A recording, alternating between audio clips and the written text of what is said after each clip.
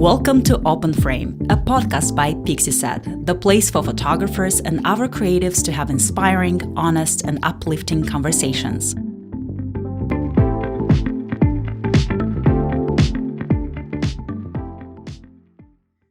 I'm excited. Me too. Definitely excited. And I'm going to pretend I know nothing about you and everything's new. Great, let's do it. So please talk away. Kunle, how you are, well, you just mentioned, you're an artist and you're a photographer, but you do so many things. How the hell do you introduce yourself to people? If someone asks like who you are, what you do, what do you say? I say my name is Kay Rufai. I'm an artist, which is what I always use as a big umbrella term. And then it's down to the person to be confused and think, well, do you paint? Are you a drawer? Are you a this? And then I might elaborate if I care to.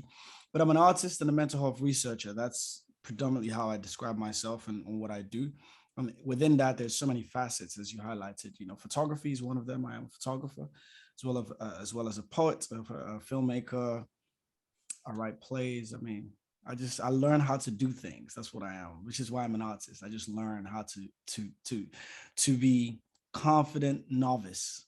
That's it. Beautiful. I love that. Growing up, have you ever, or even as a grown-up, I am grown up. If we can call ourselves grown-ups, I don't know, but have you ever struggled with that you are so many things, that you are interested in so many things? Was that ever a struggle for you? Yeah, it has always been a struggle. It still is to a certain degree, not necessarily so much for me, but it's for other people. It's like a lot of people, that's how we are socialized in the world. For things to make sense, it has to be in a box. So if somebody wants to introduce me on stage, somebody wants to give me a particular opportunity, they have to say, well, this opportunity is tied to photographers who are of this particular demographic and also are from a socioeconomic group. So are you that guy? And, I have to choose whether I want that money and say, yes, I am that guy, or in some cases, it's I don't know, it's a filmmaking convention and they want me to come and talk about what it is that I do, but they only want me to talk about the fact that I'm a filmmaker within that, as opposed to all the other things. So for them, I have to fit into that box. And again, as a human being, who I am is something that has always been an interesting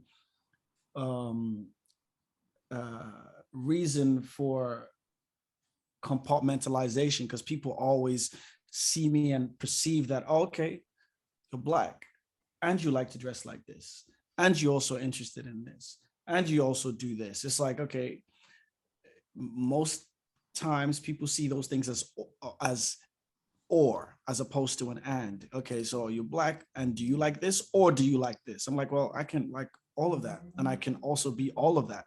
So yeah, it's always been a big part of how it shaped my identity, the idea of fitting into one box as a particular human, but also in terms of the artistic expressions that I use. I think, the more I work with bigger institutions over the last couple of years, I think there are so many compartments that people potentially expect me to fit into because of what their own agendas are, either from an organizational standpoint or from like a press standpoint.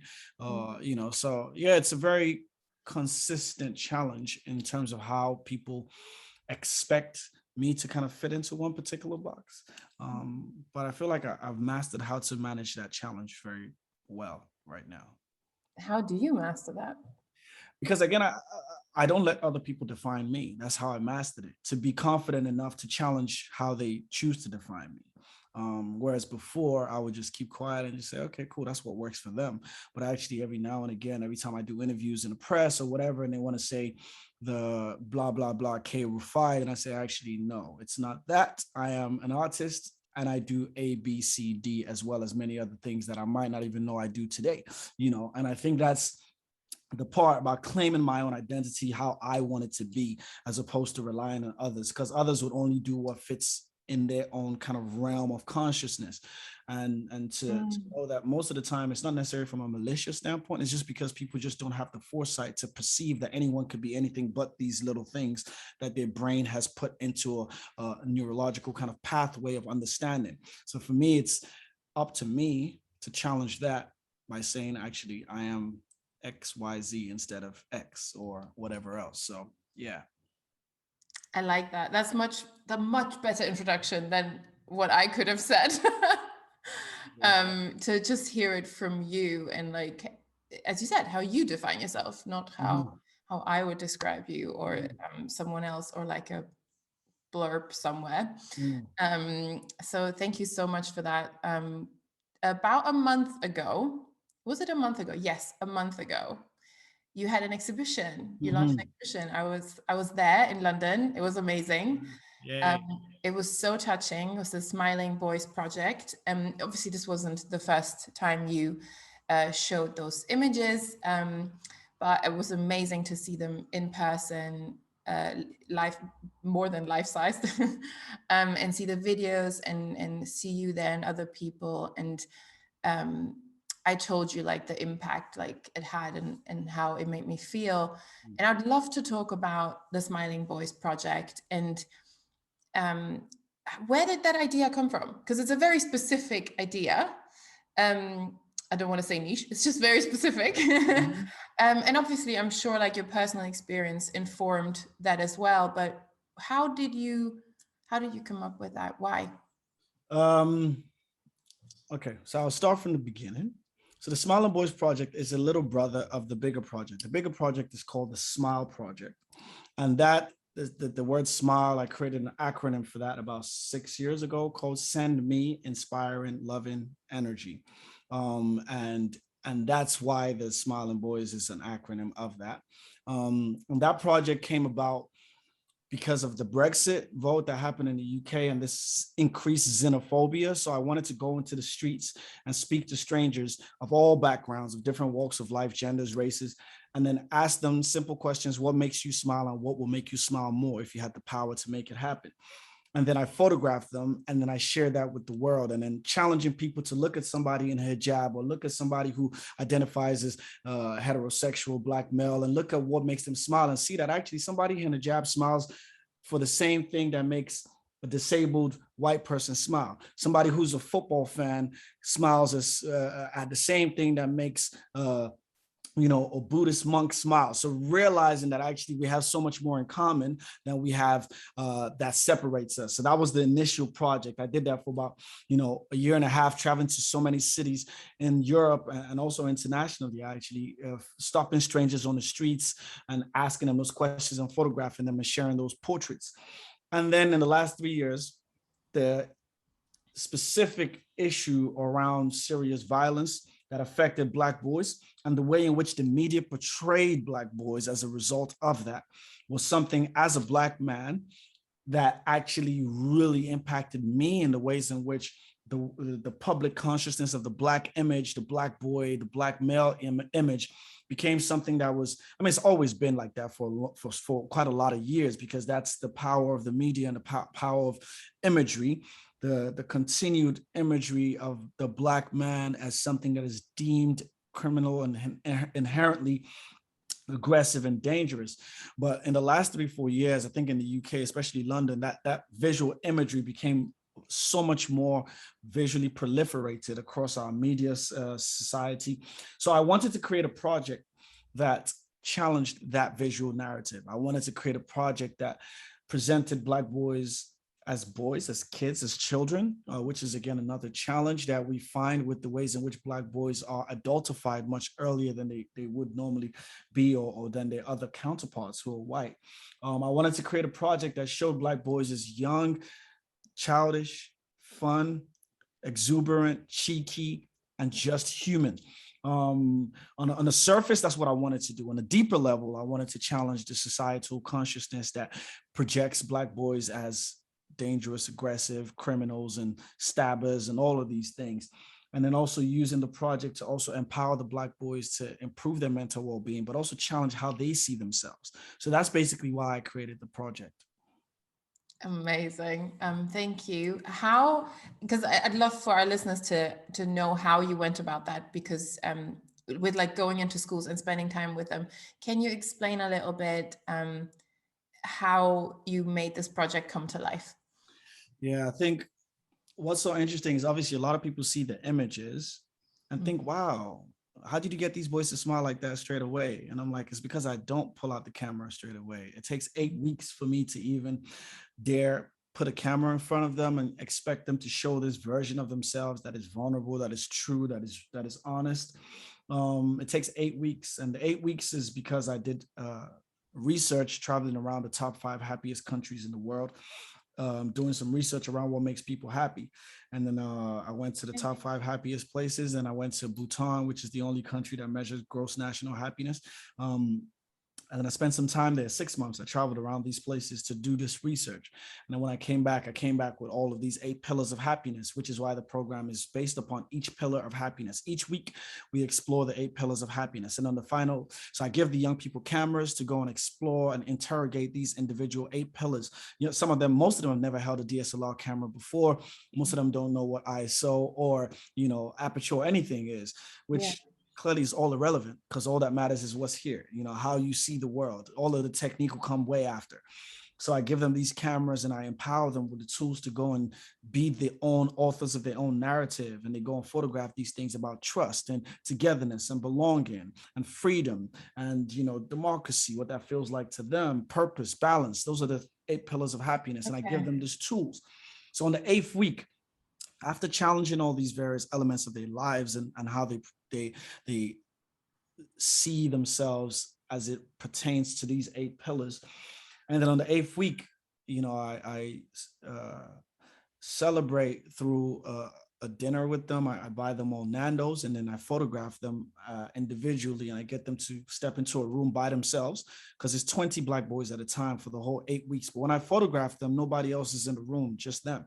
And I get them to select a color that fits their emotions and the energy in that moment. Usually they want to photograph behind a Black background, and I tell them that's not an option, to challenge yourself, right? To go for a color that you perhaps wouldn't have gone for, because Black is safe, Black is easy, and Black is what you're conditioned to believe is what you want to be photographed in front of. So I challenge them to step in front of another color, and then the journey begins in terms of me trying to empower them to show me their real self, their real smile, the version of themselves that society does not reward, the version of themselves that society does not want them to be comfortable with, the version of themselves that patriarchy does not support. So I empower them to do that, because the work has started from the 1st week onto the 8th week. So that at that point, even though there still is some challenge and there still is a lot of resistance, I've done so much work with them. I've built so much trust with them that I can actually challenge them to see themselves in a different way. So in the 8th week is when I then photograph them, and then the world gets to see the final images. And I love those images. I absolutely love them. And I love the videos you did of them, like asking them questions. And it was so tender, like to see them opening up. Like it was just so, there was this I just felt this huge tenderness, like listening to what they were saying and how they were responding to you. And I wonder what your favorite part of this whole project was or is. What stage of it? I mean, obviously, I'm sure you love all of it, but is there a favorite? Maybe not. Sorry, just assuming. If you don't, tell me what's your least favorite and what's your favorite part of the whole project?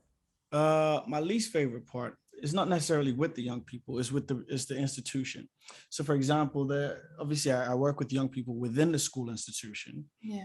And they select 20 Black boys to do the program. My least favorite part is the bureaucracy and the politics that exist within the school sometimes, where a young person starts the program with me, and then on the 3rd session, they're gone because the school has kicked them out, or maybe they've had an exclusion period and they missed 3, 4, 5 weeks and they can't complete the program. So that's my least favorite part, because, they still exist within the system. And what I try to do is to empower them to be authentically themselves, but sometimes the system itself does not allow them to be that. So even though I'm trying to empower them and unearth these things within them, the system that they exist within every day when they come into school does not allow for them to be that version of themselves. So that's my least favorite part, because there's this internal fight that continually happens between the institution and the young people's ability to be expressive and to be authentic and to be themselves.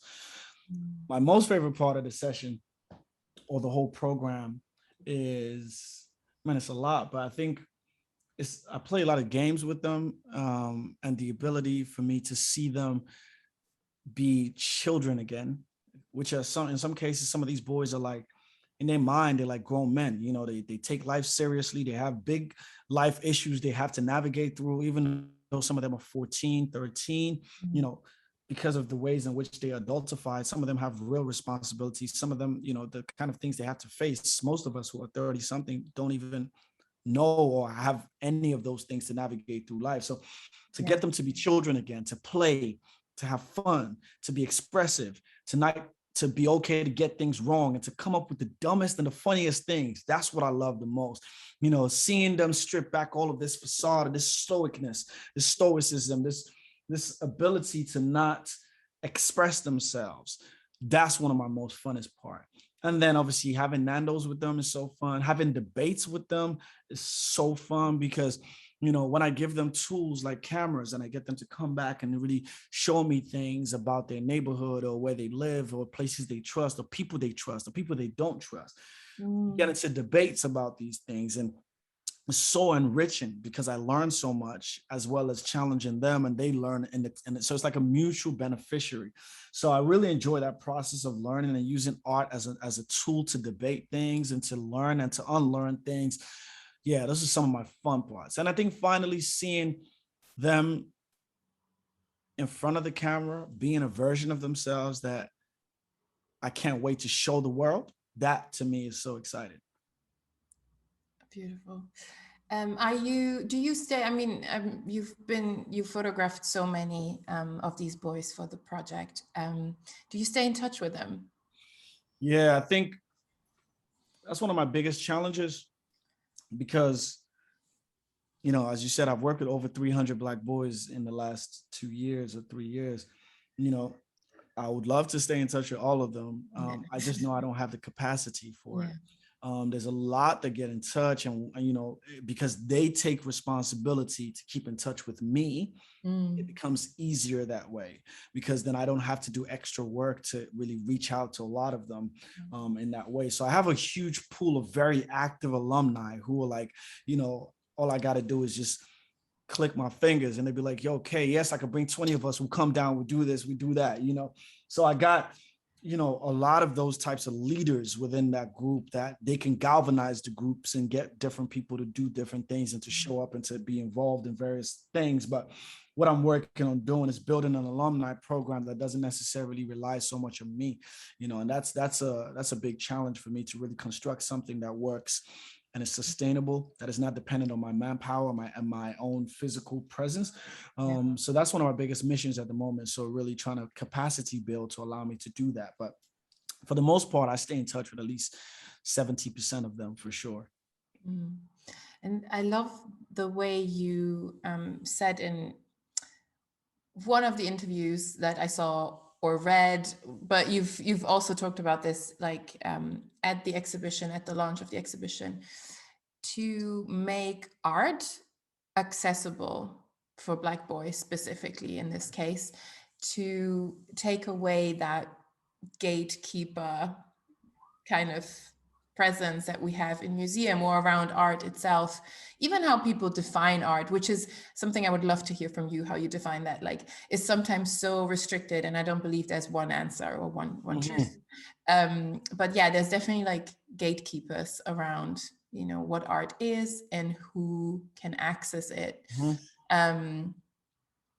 How has that, like, was that your, I guess, like, was that an intention you had from the start, or was it just a byproduct?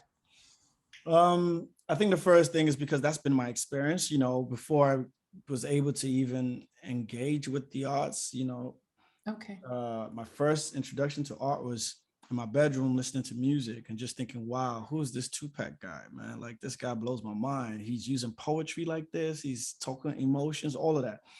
And that's what I always thought was just art, all of the other stuff in the galleries, because I never went to no gallery. I never went to a museum, until I was like, I don't know, early 20s, if that, because I just never did. I didn't think it was people that looked like me that went there. I didn't know anyone that looked like me that talked about a gallery, So my experiences of art were things that I had to curate for myself. So as I got older, the more I started to engage in museums, I realized that the art in there never reflected people that looked like me, were never put up there by people that look like me. And the people in those institutions don't value people that look like me in those spaces, because if they did, the environment would be different. So the more I started to be in a position to create art, I recognized that I needed to be different. I needed to challenge those status quo of what art is, who is supposed to be the person that is responsible for creating that environment that makes people feel like art is accessible to all of them. And then recognizing that art is not this thing that you stand away from and just marvel at. Art is this thing that you are part of. You are also part of the art. The fact that you engage with it is art to me. And the fact that you can touch my pieces of paint, I know I talked to you about that. The fact that you can touch my art, you can touch my photographs, you can get close to it, you can feel it, because if that's what your soul is curious to do, go ahead and do it. If the art damages, then it could be redone or repainted, and it could be put back up there with a scratch on it. That's also part of the art, and that's what, for me, I wanted to be able to make sure is important, because even when I put all my public installations out in the streets and different places, some of the people who get me to write the risk assessments, all these big institutions, say, what happens if it gets damaged? I'm like, well, then it gets damaged. That's part of the art, Yeah. But I recognize that, I've done so many public pieces of art and none of it has been damaged. People haven't gone up there and, spray painted a graffiti, but they can do it if they want to, if that's what they felt. That's also saying something to me, that if you want to graffiti a Black boy's face, that also is art, because it tells me about something that people are feeling in this particular time, about seeing Black faces in a particular way. And that also in itself is artistic, because art is a sign of the times, and that's how I see what art should be doing. So that's why, for me as an artist, there's this inherent rebellion of creating art in the fashion of what I've grown up seeing arts to be like. So I want to create art in a way that provides space for everyone to feel like they can see themselves as art, and they can engage with art without coming into a pristine sort of gallery museum space, for them to feel like, oh, it's worthy now because it's in here, Is that why you put some of the pictures outside? Yeah, absolutely. For me, that's one of the biggest reasons why, I wanted to make the art accessible to kids who wouldn't come in, to the gallery. That's why a couple of young kids I've seen in the last couple of weeks in some of the schools, and I was like, oh, I haven't seen you come around to the gallery to come see the work. I said, bro, I've ridden there with my bike. I've come there with my man. Then we've rode around.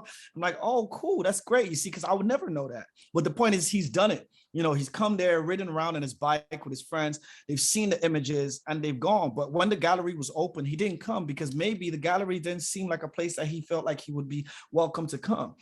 So to give the opportunity for them to access that, it's also so powerful for me, because they don't have to feel like they need to come into the gallery to see themselves in such massive ways. And it's so interesting to me, the ripple effect that you will have on these boys that you may not know now, even, because as you said, you had to create your own definition of art and your own access to art, because nobody exposed you to it intentionally. And you're doing that for them intentionally, right? You're giving that nudge, and who knows what some of them will end up doing. Absolutely. And what you triggered in them, in terms of, you are art, you can be an artist. And there's no gatekeepers. I mean, there are people who try to gatekeep, but it's so powerful to know, to see someone that has made their own access into it, or even, I don't know if you could even say maybe you just created your own. You not the access, but you made your own table. You just made your own. You just made your own door, your own thing, your own instead of trying to fit into a world that maybe doesn't want you to fit in.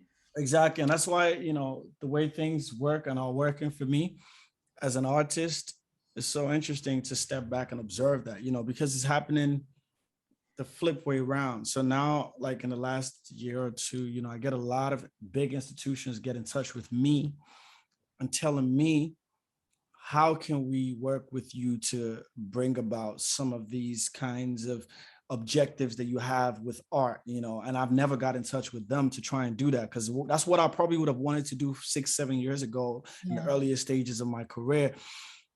And they would have all said no. And there's points in my career where maybe I sent emails to some of these people or people who are in these positions or institutions, and they never got in touch, or they probably came back and said, no, it's not interesting to us. And all of a sudden now they get in touch with me for consultancy roles, or even to really discuss a year-long residency, or how we can work together to kind of bring these types of, works to their spaces. So for me, it's like, as you said, it's like, I recognize that I needed to move away from this model of expecting acceptance from those people to be able to feel like my work is now valued and valuable. But I took my work to the streets and to the people that it belongs to. And then that in itself speaks so loudly that all of a sudden these institutions then feel like they recognize that it's necessary for them to embrace and to involve myself in the work that they're hoping to do to engage with this demographic. So yeah, that's the journey that I decided to go on. And it's really interesting for me to just observe how, these institutions are now kind of coming back to me in a way that it's like,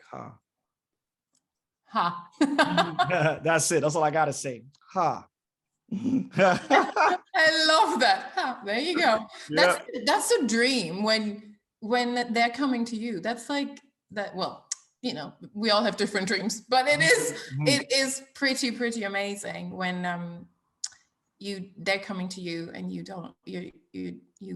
not running after them, they're coming to you. That's exactly. And I think there's something interesting about that also, to be very honest and transparent. I think I got to a stage in my career where I probably say I'm the least money driven I've ever been in my life, because I've got to a stage in my career where I'm not chasing money, and that has made me have a sense of clarity in the work that I create. So therefore, I don't do work just because I want to make money. I do work because it means something to me.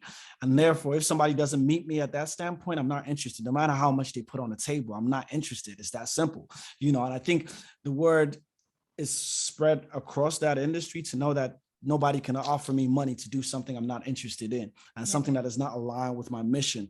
So that's why I think, even the people that get in touch with me, they know that it has to be something that is aligned with what the work that I'm doing is, and how that can really bring about the change that I'm hoping for. If not, I'm not interested in engaging in the conversation.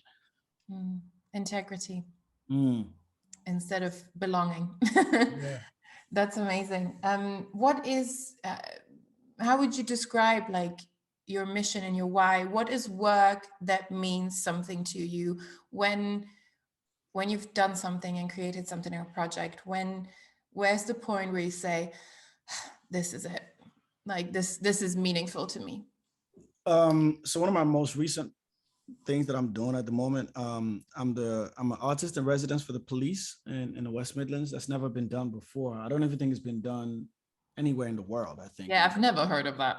Where an artist is working specifically with the police to get to use art as an opportunity for dialogue, art for an opportunity to bring about reform and challenge the ways in which the policing structure exists to police people of color and people of global majority backgrounds, especially Black people. So I think that role for me was so, it was the challenge was something that really shook me, that I thought, okay, I need to take on this challenge. It's something that's never been done before. I'm somebody who believes in abolitionism around the police and the criminal justice system. So the challenge of working with the police to do that was such a big thing for me, that for me, using photography primarily in this particular residency, working with young people that have had negative experiences of the police and getting them to empower them to explore their truths and capturing a photo series with them, and then using this photo series as an opportunity for the police to respond to what these young people have felt and what their experiences are, and then capturing a photo series of the police officers to create this dialogue artistically, is something that at that point, when I recognized how I was going to do that, I was like, man, this is so powerful.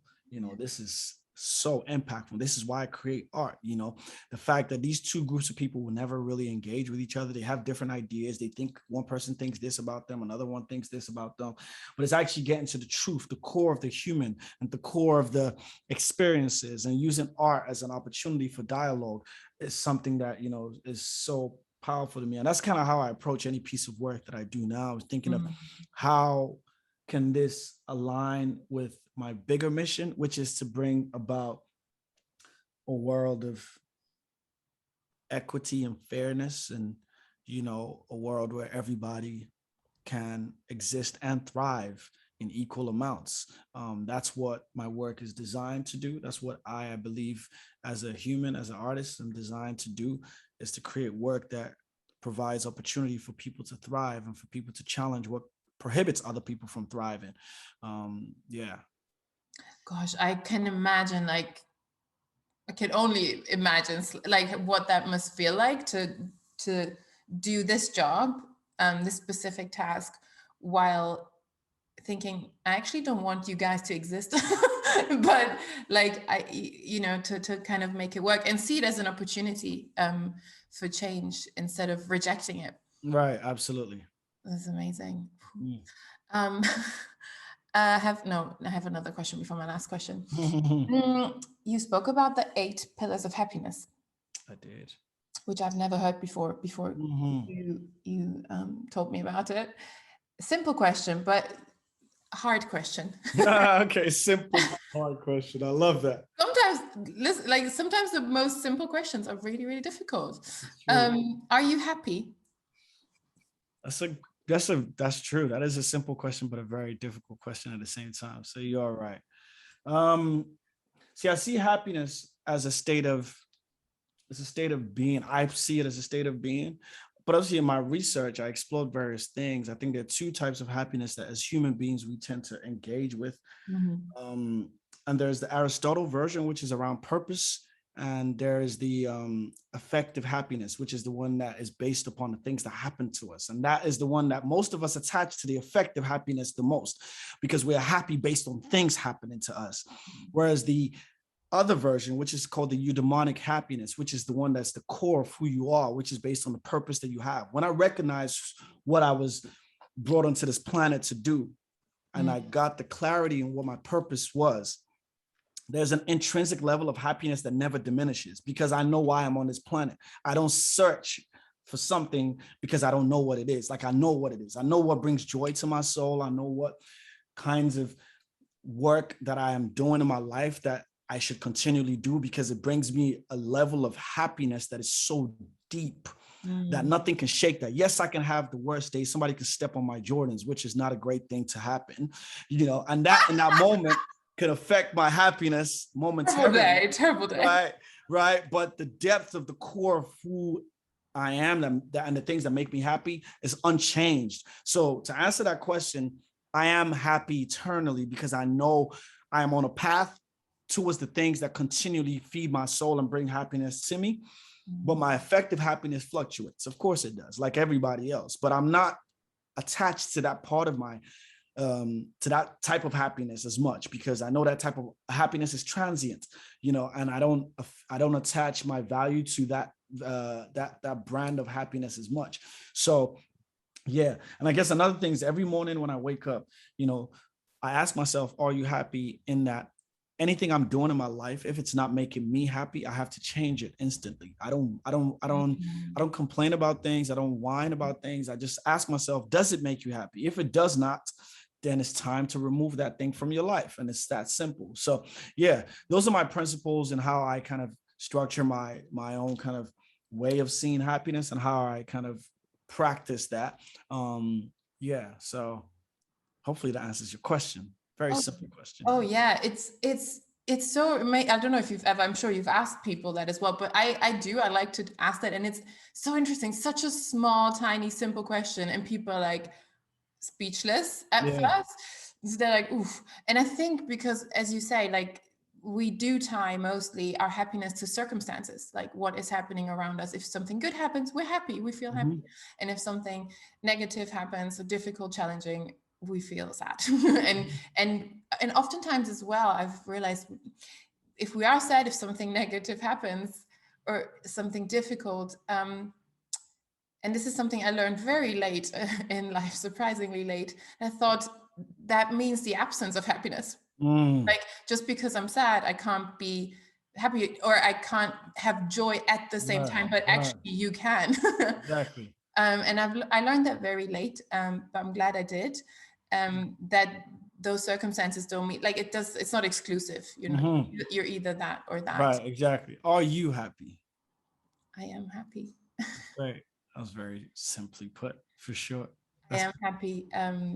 If this was you interviewing me, I could expand, but I'm not going to do that now because this is about you. And you what you said about purpose. I find that interesting because I have a specific opinion on purpose, but like if someone would, what would you say to someone that doesn't know their purpose? Like how do you find it? Do you think it's something you have to find or figure out, or does it fall into your lap? I don't think there's a one rule fits all for everybody. I think, you know, I try to shy away from, you know, giving didactic advice in any kind of way. Like, this is the way in which you do it. You know, I don't know But that. I wanted you to. All right. But what I can say is I think everyone inherently has a purpose on this planet. Some of us would never know what that is because we don't do the work in ourselves to unearth it. But once we do, we will know we've known that all along. And that's what I believe. You know, the way in which most people get to it is so different. It's not one linear path. You know, some people absolutely falls on their lap and that's like, oh, wow, okay, this is what I'm supposed to do. And others learn by knowing that they were doing something else that wasn't their purpose for so long. And when they came across this one thing, their whole life shifted, you know. And I think there's many of us that would just carry on through life choosing security, which again, I don't judge anybody for it. I understand that. They would choose security over the desire to find out what their purpose is. And therefore, forever, they would never know what their purpose is. And for me, I think that's kind of how I look at it. You know, it depends on where we are in ourselves. If we recognize that our desire to search for what it is that is our purpose would potentially mean that we sacrifice various things, and we're prepared to do that, then we might find our purpose. And some of us are never prepared to do that. And therefore, they never will find their purpose. Yeah, and I think it can be quite uncomfortable to find your purpose, or to bump into it or whatever. It can be really uncomfortable to acknowledge it. Really uncomfortable for sure. And last question. I don't know why this is not like, oh, something I ask everyone. It just came to my mind thinking of you. But it just popped into my head. Have you ever felt lost? And not have you ever, of course you felt like we all do, but like more practically, when was the last time you felt lost and how did you find your way back to yourself? I mean, literally today, I got lost in Bermondsey. So, you know, that's the first literal spot. But again, that mimics the metaphorical question. I get lost every time, you know, in terms of the most recent element of loss, or me being lost, is, you know, constantly there's a opportunity that presents itself for me in terms of ways in which the S.M.I.L.E.-ing Boys Project can iterate into so many different things. And I get lost sometimes thinking, which one should I do next? Or should I do anything next with this S.M.I.L.E.-ing Boys kind of mission? Because everybody says, oh, it can be this, it can also do this, it can also turn into this, and it can also have this layer in it. And I'm like, yes, I hear all of that. But the question is, do I want it to go there? What are the benefits of it doing that? What challenges does it pose? And I get lost around that all the time, you know, because the project is so huge. The project has already significant impact, but there's desire from myself and from so many other angles as to how much more it can continually be. And my being lost is like, do I want it to be anything but this? You know, why do I need it to be anything else?